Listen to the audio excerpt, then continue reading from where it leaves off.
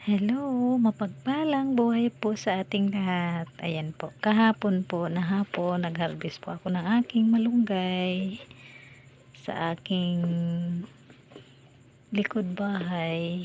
Kasi may order po sa akin na isang bilao, yung kinataang malunggay na tuyo. Ayan, nilagay ko lang po siya sa planggana.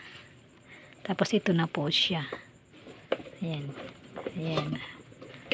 Ang bilis po niya, oh. Ayan, mga tangkay na lang siya. Ayan po mga kapatid.